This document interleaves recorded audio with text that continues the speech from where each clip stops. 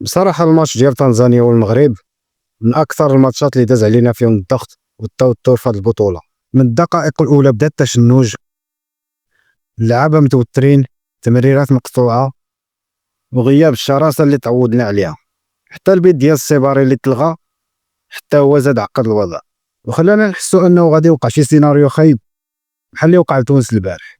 عاد زيد عليها الفرصة الخطيرة ديال تنزانيا في الشوط الثاني اللي كان ممكن تقلب الماتش.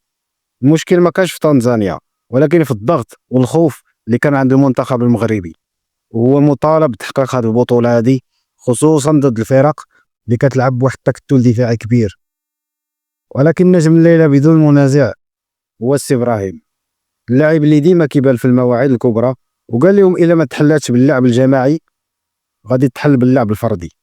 الهدف ديال دياز كان هو مفتاح الارتياح لينا، تسديده اللي ما كانش متوقعها الحارس وما كانش واجد ليها.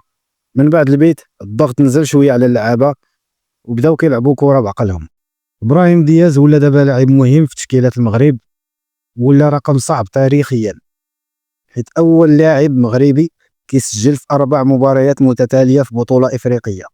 المستوى ديالو تبارك الله كان ثابت في هذه البطوله في المباريات اللي لعب كاملين، ولاعب اللي كتحسو انه مغربي بقلبه قبل ما يلبس التوني ديال المنتخب. خلاصه الموضوع ان المغرب ربحات، ولكن خاصهم يتعلموا ان العدو الاول ديالنا ماشي هو تنزانيا، هو الضغط والخوف اللي كان عند اللعابه.